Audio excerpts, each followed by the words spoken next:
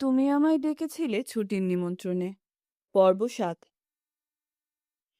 একটু আগে চাঁদ উঠেছে। আলো এখনো স্পষ্ট হয়নি। স্বপ্ন স্বপ্ন আলো।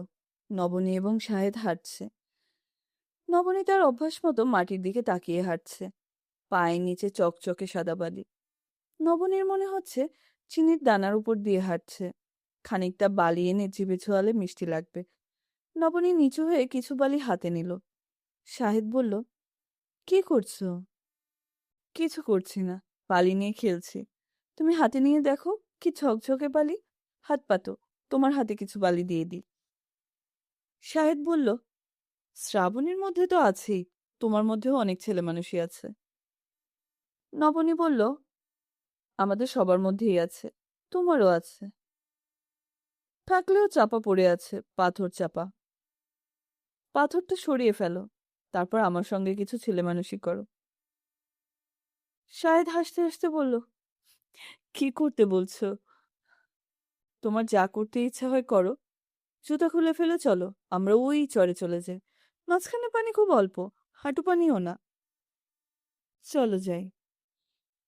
তারা চরে গিয়ে উঠল। চরের বালি আরো পরিষ্কার, ঝকঝক করছে। নবনী বলল, তোমার কাছে কি মনে হচ্ছে না সাদা চাদর বিছানো? আমার কাছে বালি বিছানো বলেই মনে হচ্ছে। ছেলেরা বাই নেচার প্র্যাকটিক্যাল ধরনের হয়।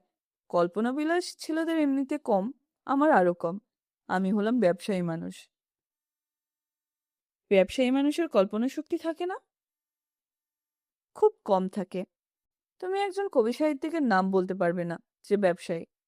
চরের বালি দেখে আমার জানতে ইচ্ছে হচ্ছে বাণিজ্যিকভাবে এই বালি নিয়ে বিক্রি করা যায় কিনা।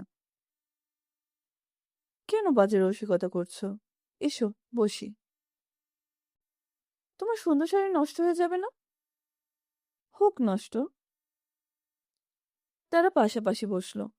নবনী হালকা গলায় বলল, তুমি হঠাৎ চলে আসায় আমি যে কি পরিমাণ খুশি হয়েছি তা কোনোদিন তোমাকে বুঝিয়ে বলতে পারবো না। আমার ছুটিটাই অন্যরকম হয়ে গেছে। তোমার ভাবভঙ্গি দেখে আমি অবশ্য কিছু বুঝতে পারিনি। শ্রাবণী বরং অনেক হইচই করেছে। আমি শ্রাবণীর মতো না। আনন্দিত হলেও চুপ করে থাকি, কষ্ট পেলেও চুপ করে থাকি। গাছের মতো? হ্যাঁ, গাছের মতো। নিজের আনন্দ বা দুঃখের কোনো কথাই কাউকে জানাতে ইচ্ছা করে না। শাহেদ সিগারেটের প্যাকেট বের করতে করতে বলল, একজন কেউ বোধহয় থাকা দরকার, যাকে সব কথা বলা যায়। হয়তো দরকার। আমি ঠিক করেছি কি জানো, আমি সারা জীবনে শুধু একজন মানুষ রাখবো, যাকে সবকিছু বলবো। কখনো দ্বিতীয় কেউ থাকবে না। সে ভাগ্যবান একজনটি কি আমি? নবনী ছোট করে নিঃশ্বাস ফেলে বলল, এখনো ঠিক জানি না। এখনো জানি না মানে? সত্যি জানি না। যে ছেলেটিকে তুমি দুদিন পর বিয়ে করতে যাচ্ছ, তাকে তুমি সব কথা বলতে পারবে না? হয়তো পারবো, কিন্তু আমি এখনো জানি না। স্বামী হলেই তাকে সব কথা বলা যায় তা তো না। বেশিরভাগ স্বামী স্ত্রীর মধ্যে কিন্তু অনেক দূরত্ব থাকে। আমার বাবা মাকে দিয়েই দেখি। তারা দীর্ঘদিন পাশাপাশি বাস করছেন, রাতের পর রাত একই খাটে ঘুমাচ্ছেন। বাবার অসুখ হলে মা রাত জেগে সেবা করছেন। কিন্তু কি ভয়ঙ্কর দূরত্ব তাদের মধ্যে। আমার ধারণা মা সারা জীবন এমন কাউকে পাননি যাকে সব কথা বলতে পারেন। আবার বাবাও হয়তো কাউকে পাননি যাকে সব কথা বলতে পারেন। তাদের হয়তো দরকার নেই। হ্যাঁ, তাও হতে পারে। তাদের হয়তো প্রয়োজন নেই, কিন্তু আমার আছে। আমি একজন কাউকে আমার সব কথা বলতে চাই। শায়দ সিগারেটে লম্বা টান দিয়ে বলল, আমাকে বিবেচনার মধ্যে রাখতে পারো। তোমার সব গোপন কথা শুনতে হলে কি সব গুণাগুণ থাকতে হবে তা অবশ্য জানি না। তুমি আমার কথাগুলি খুব হালকাভাবে নিচ্ছ। হালকাভাবে নিচ্ছি না নবনী, আমি খুব সিরিয়াসলি নিচ্ছি। তোমাকে আমি ঠিক বুঝতে পারি না। বুঝতে না পারার মতো কি করলাম? অনেক কিছুই তুমি করো। তুমি আমাকে কনফিউজ করতে চাও। একটা উদাহরণ দাও। থাক, উদাহরণ দিতে চাচ্ছি না। নবনী বলল, তোমার কিছু মনে পড়ছে না বলে উদাহরণ দিতে পারছো না। মনে পড়লে নিশ্চয়ই দিতে। শাহেদ বলল, মনে পড়লেও দিতাম না। উদাহরণ দেয়া মানে ঝগড়া করা। এখানে আমি ঝগড়া করতে চাই না, আমি অন্য কিছু চাই। নবনী ক্ষীণ গলায় বলল, কি চাও? তোমার মনে আছে নিশ্চয়ই, তুমি বলেছিলে আমি যা চাবো তাই পাবো। নবনী বলল, চলো ওঠা যাক, আমাদের নিতে আসছে। কে নিতে আসছে? রহমত ভাই আসছে, ওই দেখো।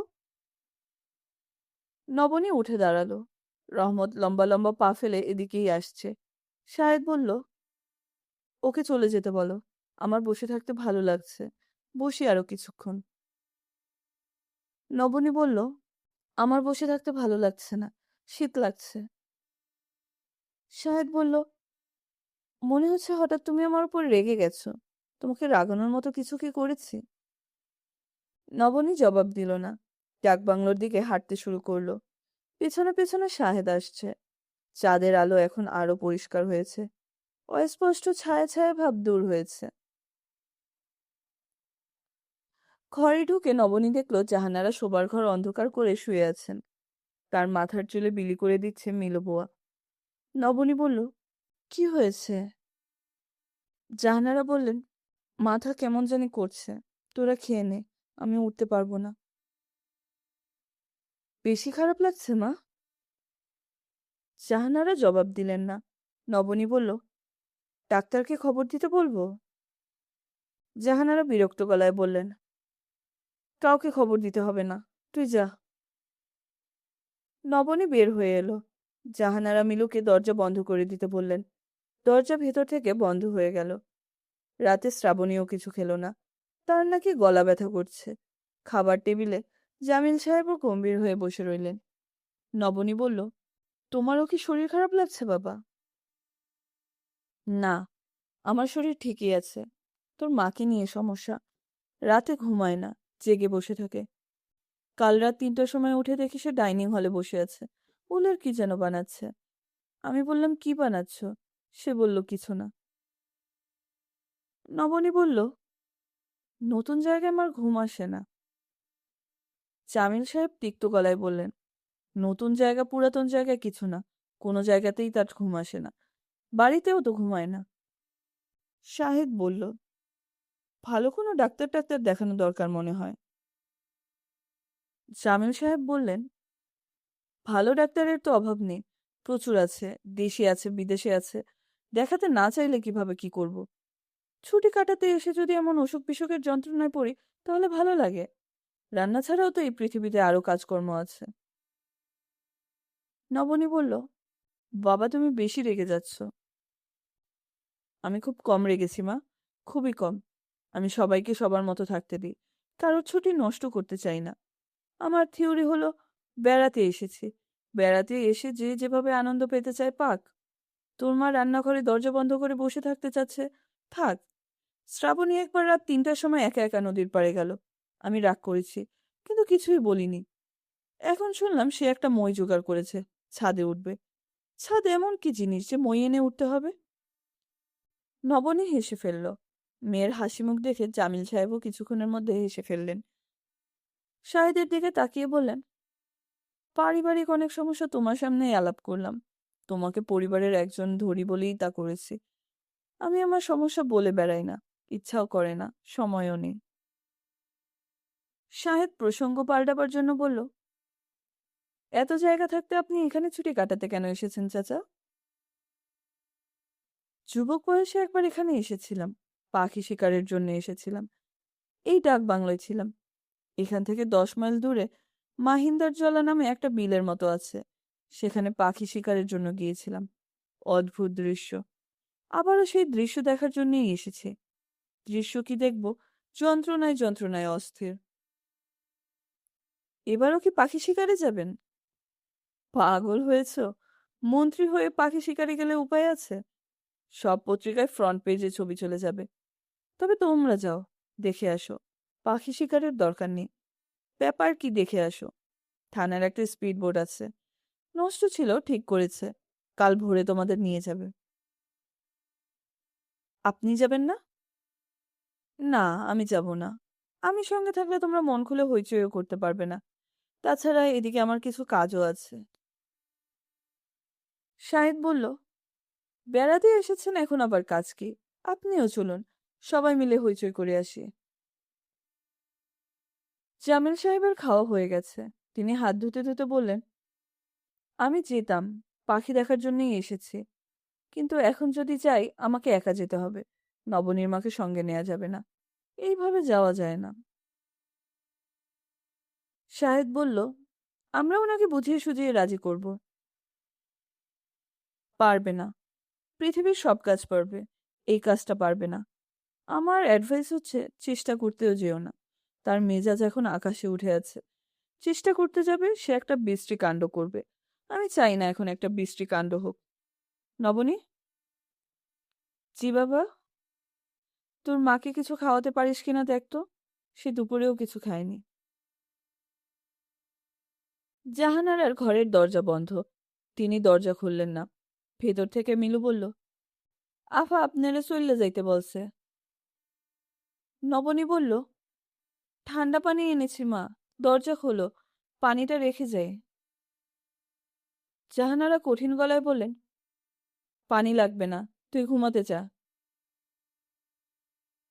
নবনী ঘুমাতে এলো অনেক রাতে, 12টা পার করে। শ্রাবণী জেগে আছে, গভীর মনোযোগে বই পড়ছে। গল্পের বই না, পাঠ্য বই। সব গল্পের বই সুটকেসে ঢুকিয়ে তালা দিয়ে দেওয়া হয়েছে। এখন শুরু হয়েছে পাঠ্য বইয়ের পালা। নবনী বলল, এখনো জেগে আছিস? তোর না গলা ব্যথা? শ্রাবণী বলল, শুধু গলা ব্যথা না আপা, জ্বর এসেছে। কপালে হাত দিয়ে দেখো। নবনী কপালে হাত দিল। আসলেই জ্বর, বেশ জ্বর। নবনী বলল, তুই এই জ্বর নিয়ে দিব্যি পড়াশোনা করে যাচ্ছিস? হুম। আমি কোনো কিছুকেই পাত্তা দেই না। তাছাড়া আমার হচ্ছে ভালুক জ্বর। এই আছে এই নেই। তোমার সঙ্গে খানিকক্ষণ গল্প করে যখন বিছানায় শুতে যাব, তখন দেখবি জ্বর নেই। তুই কি কিছু খাবি? খিদে লেগেছে? না, তেঁতুলের আচার খেতে ইচ্ছে হচ্ছে। সেটা তো এখানে পাওয়া যাবে না। কাল চেয়ারম্যান চাচাকে বলবো। নবনী খাটে বসতে বসতে বলল, তুই খুব সুখে আছিস? শ্রাবণী বলল, হ্যাঁ, সুখে আছি। আমাকে কেউ অসুখী করতে পারবে না। আমাকে অসুখী করা খুব কঠিন। তুমি আমার মতো না, তোমাকে 1 সেকেন্ডে অসুখী করা যায়। চুপ কর তো, আয় ঘুমোতে আয়। শ্রাবণী বাতি নিভিয়ে ঘুমাতে গেল। বোনকে জড়িয়ে ধরে বলল, আজ আমরা খানিকক্ষণ গল্প করব, কেমন আপা? আচ্ছা, গল্প কর, আমি শুনি। শাহেদ ভাই আসায় ভালোই হয়েছে। তোমার সঙ্গে আমি খানিকক্ষণ গল্প করার সুযোগ পাচ্ছি। এমনিতে বুঝি আমার সঙ্গে গল্প করার সুযোগ পাস না? উহু, পাই না। রাতে পাশাপাশি শুয়ে গল্প করার অন্যরকম আনন্দ। আচ্ছা আপা, আজ নাকি তুমি ওই মাস্টার সাহেবের খোঁজে গিয়েছিলে? কে বলল? আমি অনুমান করছি। চেয়ারম্যান চাচা বললেন তুমি বটগাছের কাছে গিয়েছিলে। সেখান থেকে ধারণা করলাম তুমি নিশ্চয়ই ইংরেজি অধ্যাপকের সন্ধানে গিয়েছ। আমি গাছটাই দেখতে গিয়েছিলাম, কারো সন্ধানে যাইনি। রেগে যাচ্ছ কেন আপা? সাধারণ কথা বলছি, তুমি রেগে যাচ্ছ। ওই ভদ্রলোক সম্পর্কে তোমার এক ধরনের কৌতূহল আছে বলেই আবারও তুমি বটগাছটার কাছে গিয়েছ।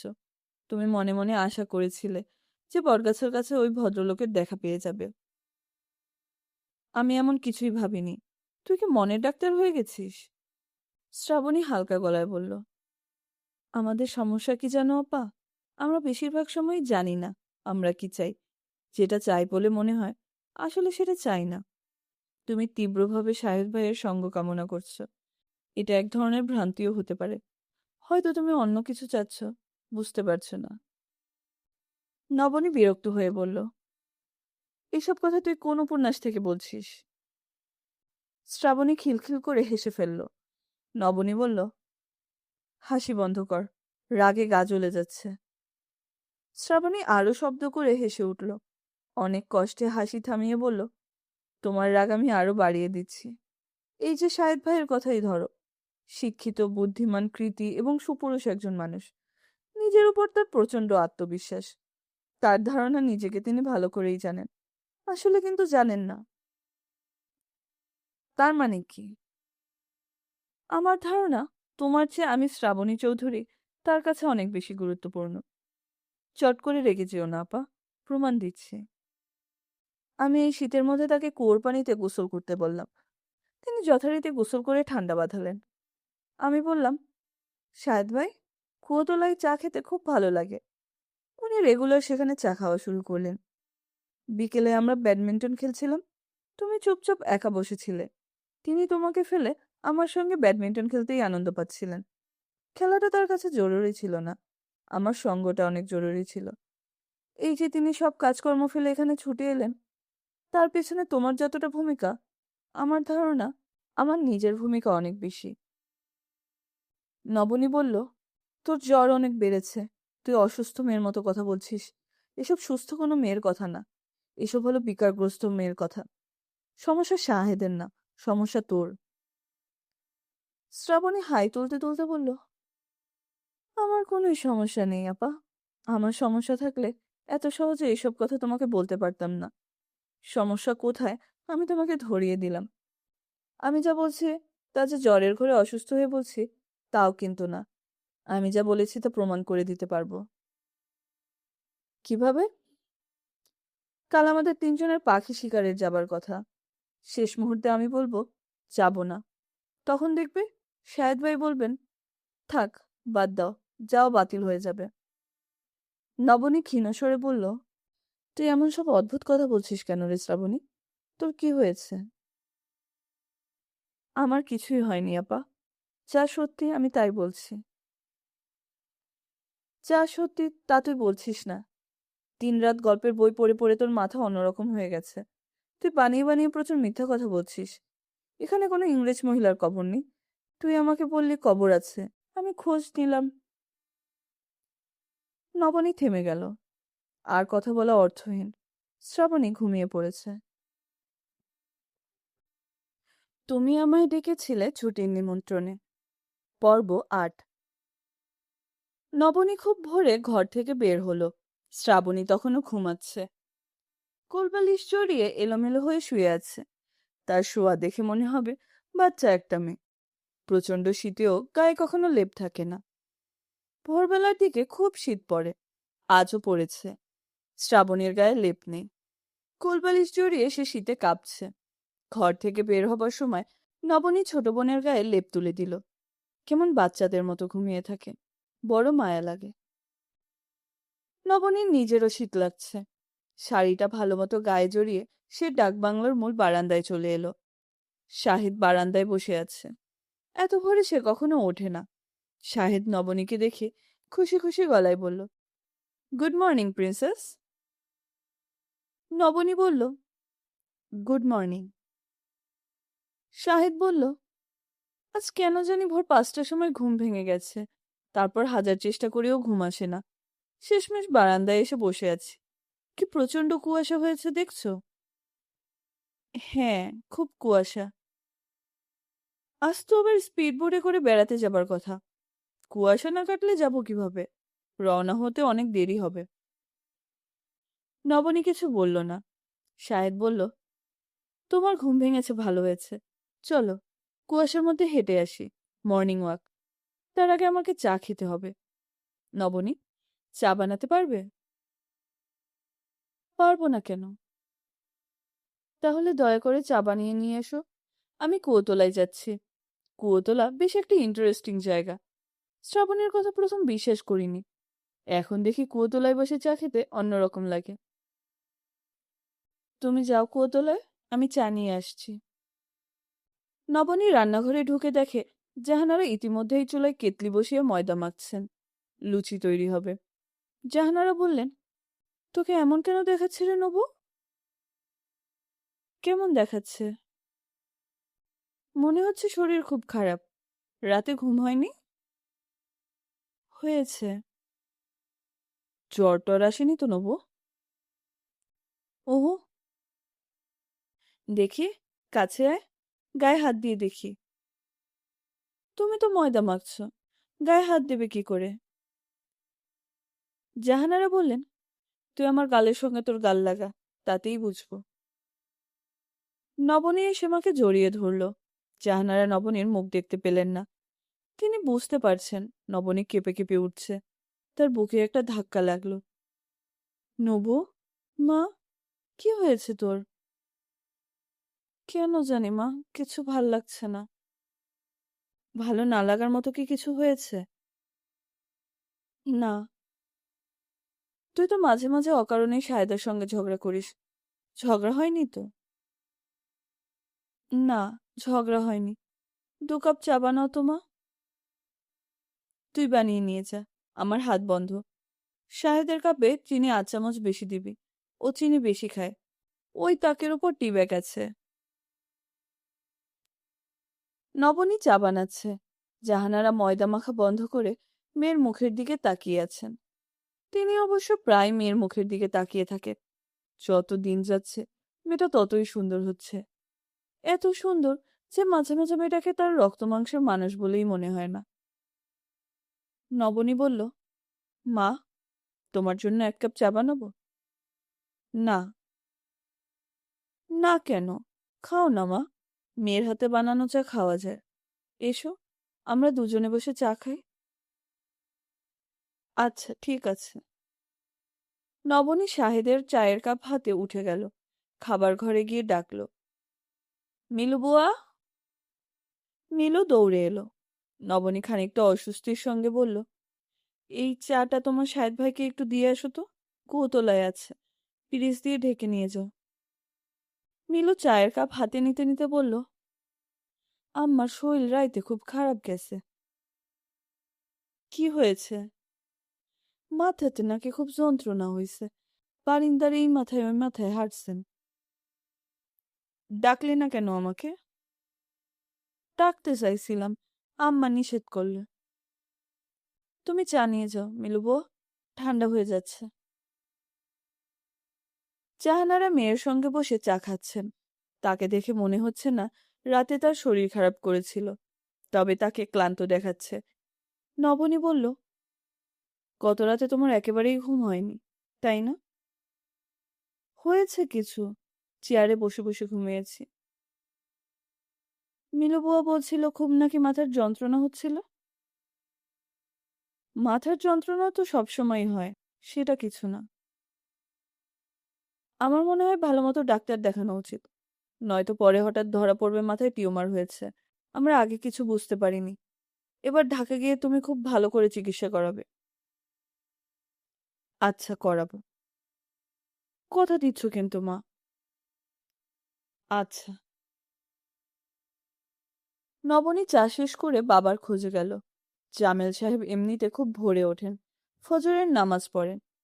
এখানে এসে নিয়মের ব্যতিক্রম হচ্ছে। তিনি ভোরে উঠতে পারছেন না। আজ তারও ব্যতিক্রম হয়েছে। তিনি ফজর ওয়াক্তে উঠে নামাজ পড়েছেন, এখন আবার ঘুম পাচ্ছে। ঘুমিয়ে পড়বেন কিনা ভাবছেন। নবনীকে ঢুকতে দেখে তিনি আনন্দিত গলায় বলেন, আমার বড় মেয়ে কেমন আছেন গো? ভালো আছি বাবা। ছুটি কেমন লাগছে? খুব ভালো লাগছে। আজ তোদের প্রোগ্রাম কি? স্পিড বোটে করে পাখি দেখতে যাব। যা কুয়াশা পড়েছে, রওনা হতে হতে বেলা হয়ে যাবে। আসল দৃশ্য কিছু দেখতে পাবি না। নকলটাই দেখবো বাবা। আসল দৃশ্যের চেয়ে নকল দৃশ্য সবসময় অনেক বেশি ইন্টারেস্টিং হয়। জামিল সাহেব হো হো করে হাসলেন। মনে মনে বললেন, বাহ, মেয়েটা তো খুব সুন্দর করে কথা বলল। মেয়ে দুটোর সঙ্গে কথা বলাই হয় না। দিনের বেশিরভাগ সময় কাটে মিটিংয়ে। বাকি সময়টা আজেবাজে লোকদের তদবির শুনে। সিনিয়রকে ডুবিয়ে জুনিয়র প্রমোশন পেয়েছে সেই তদবির। ঢাকা থেকে কুষ্টিয়ায় বদলি করে দিয়েছে, বদলি ফেরানোর তদবির। একজন এসেছিল, ওয়াসার পানির লাইন কেটে দিয়েছে, লাইন বসানোর তদবিরে। সামান্য পানির লাইন বসানোয় মন্ত্রীর তদবির লাগে। ঘাড় ধরে লোকটাকে বের করে দেবার ইচ্ছা হয়েছিল, তা করেননি। বরং হাসি মুখে তার সমস্যা শুনেছেন এবং সেক্রেটারিকে বলেছেন ওয়াসার এক্সিকিউটিভ ইঞ্জিনিয়ারকে বলে দিতে। মন্ত্রী পর্যন্ত যারা পৌঁছতে পারে তারা ক্ষমতাবান মানুষ, এদের অগ্রাহ্য করতে নেই। তিনি কাউকে অগ্রাহ্য করেন না, সবার সমস্যাই শোনেন, শুধু নিজের মেয়েদের কোনো কথা শোনার সময় পান না। ছুটির 7 দিন পুরোপুরি মেয়েদের সঙ্গে কাটাবেন ভেবেছিলেন, তাও হচ্ছে না। নবনী মা, বসতো আমার পাশে। নবনী বসল। জামিল সাহেব বললেন, মার মুখটা এমন মলিন কেন? কি হয়েছে আমার মার? কিছু হয়নি বাবা, সম্ভবত মার কিছু হয়েছে, রাতে ঘুমাচ্ছে না। এটা তো নর্মাল, সে রাতে কখনো ঘুমায় না। আমার ধারণা ঘুম এলেও জেগে থাকে। এরকম করতে করতে দেখবে একদিন ও খুব অসুস্থ হয়ে পড়বে। তা তো পড়বেই, কিন্তু তোর মাকে কি বোঝাবে? আমার সাধ্যের বাইরে। আমি চেষ্টা কম করিনি, অনেক চেষ্টা করেছি, এখন হাত ধুয়ে ফেলেছি। তোরা চেষ্টা করে দেখ কিছু করতে পারিস কিনা। মনে হয় না পারবি। তোর মার কথা বাদ দে, তোদের কথা বল। ছুটি কেমন লাগছে? একবার তো বলেছি বাবা, ভালো লাগছে। এখানে যা দেখার দেখেছিস? হুম। মনু মিয়ার দিঘি দেখেছিস? না, সেটা আবার কোথায়? সুরজ মিয়াকে বললেই নিয়ে যাবে। নৌকায় যেতে হবে, এখান থেকে 3-4 মাইল হবে। বিরাট দিঘি? মোটামুটি বিরাটই আছে। ইন্টারেস্টিং ব্যাপার হলো পানি লাল, গাঢ় লাল। ভয় কেউ দিঘিতে নামে না। অদ্ভুত মিথ আছে দিঘি নিয়ে, সুরজ মিয়া জানে নিশ্চয়ই। পানি লাল কেন বাবা? ঠিক জানি না, কে যেন বলেছিল লাল শৈবালের কারণে পানি হয়েছে লাল। এসব তোদের সায়েন্সের ব্যাপার, তোরাই তো ভালো জানবি। আমি আমার পাঠ্য বইয়ের বাইরে কিছু জানি না বাবা। শ্রাবণী হয়তো জানে, তার কাজই বই পড়া। কুয়াশা কেটেছে, স্পিড বোট চলে এসেছে। রওনা হতে দেরি হবে। সুরজ মিয়া ছাতা আনতে গেছেন। রোদ চললে ছাতা না থাকলে কষ্ট হবে। শ্রাবণী বাইরে যাবার জন্য তৈরি হয়েছে। আজ এই প্রথম সে শাড়ি পরল। নবনীকে বলল, তোমার মুক্তোর কানের দুলজোড়া আমাকে দাও তো আপা। নবনী দুল পরিয়ে দিল। শাহেদ বলল, শ্রাবণীকে তো আজ অদ্ভুত লাগছে। নবনী দেখেছ, কি অপূর্ব লাগছে শ্রাবণীকে? নবনী বলল, হ্যাঁ, অপূর্ব লাগছে। শাহেদ বলল, শাড়ি হচ্ছে অসম্ভব সুন্দর একটা পোশাক। শোনো শ্রাবণী, এখন থেকে তুমি সবসময় শাড়ি পরবে। শ্রাবণী বলল, আচ্ছা শাহেদ ভাই, আপনাকে একটা ধাঁধা জিজ্ঞেস করছি, বলুন তো দেখি। আমি, আপনি এবং একটি শাড়ি, এই 3 জিনিসের মধ্যে একটা সুন্দর মিল আছে, মিলটা কোথায়? শাহেদ অবাক হয়ে বলল, আমি তো মিল পাচ্ছি না। না ভাবলে পাবেন কি করে? ভেবে তারপর বলুন। আপা, তুমি বলতে পারবে? না, আমি বলতে পারবো না। শ্রাবণী হাসতে হাসতে বলল, মিলটা হলো 3টিরই শুরুর অক্ষর হচ্ছে স। শ্রাবণী, শাহেদ এবং শাড়ি। নবনী ছোট বোনের দিকে তাকিয়ে আছে। সে কিছু একটা বলতে গিয়েও বলল না, নিজেকে সামলে নিল। শ্রাবণী বলল, আপা, তোমার সঙ্গে আমার কিছু কথা আছে, এসো আমার সঙ্গে। কোথায় যাব? খানিকটা দূরে যেতে হবে, মিনিট 10 হাঁটতে হবে। ডাক বাংলোর ভেতরে বলা যাবে না? না। শাহেদ বলল, আমি কি তোমাদের সাথে আসতে পারি? না, বনে বনে কথা হবে, এখানে আপনার কোনো স্থান নেই। আমি সঙ্গে আসি, তোমাদের কথা বলার সময় না হয় দূরে সরে যাব। অসম্ভব, আপনাকে নেয়াই যাবে না। নবনী এবং শ্রাবণী হাঁটছে, কেউ কোনো কথা বলছে না। জংলা মতো একটা জায়গায় এসে শ্রাবণী থমকে দাঁড়ালো। আপার দিকে তাকিয়ে বলল, এখন এই বনের ভেতরে ঢুকতে হবে। নবনী বলল, কথাগুলো কি বনের ভেতরে ঢুকে বলবি? কথা না, তোমাকে একটা জিনিস দেখাবো। কি জিনিস? মারিয়া স্টোনের কবর। তুমি আমাকে অবিশ্বাস করেছিলে, তুমি ভেবেছিলে আমি মিথ্যা কথা বলছি। আমি সত্যি কথাই বলি আপা। কিছু কিছু মানুষ আছে যাদের সত্যি কথা মিথ্যার মতো মনে হয়, আমি সেরকম একজন। এসো, বনে ঢুকি। বেশি দূর যেতে হবে না, অল্প কিছু দূর গেলেই দেখবে। নবনী ক্লান্ত গলায় বলল, আমি তোর কথা বিশ্বাস করছি। আমি দেখতে চাচ্ছি না। তোমাকে দেখতে হবে। এত দূর এসে তুমি না দেখে যেতে পারবে না। তুই কেন আমার সঙ্গে এরকম করছিস? তুমি আমাকে মিথ্যাবাদী ভাববে, তা হবে না। আমি তোকে মিথ্যাবাদী ভাবছি না। একসময় ভেবেছিলে। হ্যাঁ, একসময় ভেবেছিলাম। I am sorry for that. এসো আপা, 2 মিনিটের পথ মাত্র। চূড়া কাটা আছে। শাড়ি খানিকটা উপরে তুলতে হবে। ভয় নেই, কেউ দেখবে না। তারা কবরের কাছে এসে দাঁড়ালো। একটা কালো পাথরের ক্রস চিহ্ন। পেছনের কালো পাথরে খোদাই করে লেখা মারিয়া স্টোন। দীর্ঘ ইংরেজি কবিতা, এপিটাফ। প্রথম 2 line, the bells will ring, the birds will sing. Srabani বলল, আপা দেখলে? হ্যাঁ, দেখলাম। শাহিদ ভাই সম্পর্কে যে কথাগুলি বলেছি সেগুলিও যে সত্যি তা কি তুমি বিশ্বাস করছো? নবনী জবাব দিল না। শ্রাবণী বলল, পাখি দেখতে যাবার জন্য আমরা সব তৈরি হয়ে আছি। এখন আমি যদি বলি শাহেদ ভাই, আপনি আপাকে নিয়ে যান, আমার মচকানো পা আবার ব্যথা করছে, আমি যেতে পারবো না, তাহলে শাহেদ ভাই যাবে না, সে থেকে যাবে। আমি কি প্রমাণ করব? না। যা সত্যি তা স্বীকার করে নেওয়াই কি ভালো না? আমি জানি এখন তোমার কষ্ট হচ্ছে, এটা কিন্তু অনেক ভালো। কষ্টটা বিয়ের পর হবার চেয়ে আগে হওয়াটাই ভালো। তুই চুপ কর। তারা নিঃশব্দে ডাকবাংলোয় ফিরে এলো। ডাকবাংলোর গেটের কাছে শাহেদ দাঁড়িয়ে আছে। তার মাথায় ক্রিকেট খেলোয়াড়দের মতো সাদা টুপি, তাকে সুন্দর দেখাচ্ছে। শাহেদ চেঁচিয়ে বলল, তোমরা এত দেরি করেছ? যাত্রার সব আয়োজন সম্পন্ন। ডাকবাংলোয় ঢোকার দরকার নেই।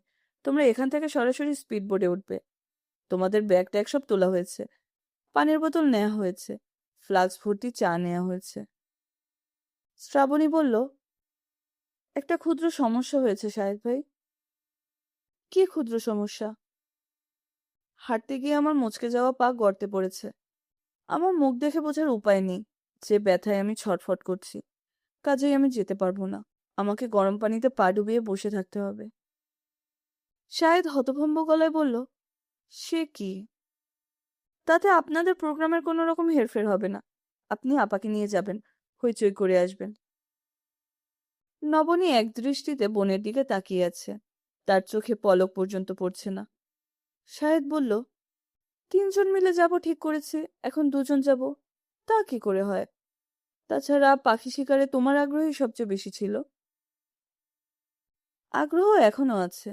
সুন্দর সুন্দর পাখি গুলি করে মেরে ফেলার দৃশ্য খুব ইন্টারেস্টিং হবার কথা, কিন্তু উপায় নেই। পায়ে দারুণ ব্যথা।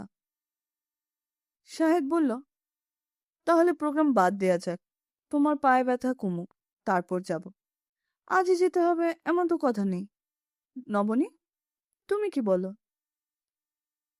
নবনী সহজ গলায় বলল, শ্রাবণীর পায়ের ব্যথা ট্যাথা কিছুই নেই, ও ভালোই আছে। ও যাবে পাখি দেখতে। ও তোমার সঙ্গে তামাশা করছে। আমি যেতে পারবো না। আমার পাখি শিকার ভালো লাগে না। তাছাড়া মার শরীর খুব খারাপ। আমি মার সঙ্গে থাকবো। একজন ডাক্তার এনে মাকে দেখাবো। শাহেদ বলল, তুমি কি সত্যি যাবে না? না, তাতে অসুবিধা নেই। তুমি শ্রাবণীকে নিয়ে ঘুরে এসো। এরা কষ্ট করে এত আয়োজন করেছেন, এখন না যাওয়া ঠিক হবে না। শাহেদ বলল, সেটাও সত্যি। নবনী বলল, দেরি না করে তোমরা রওনা হয়ে যাও। নবনী ডাকবাংলোয় ঢুকে পড়ল। কিছুক্ষণের মধ্যেই স্পিডবোট চালু করার ভটভট শব্দ কানে এলো।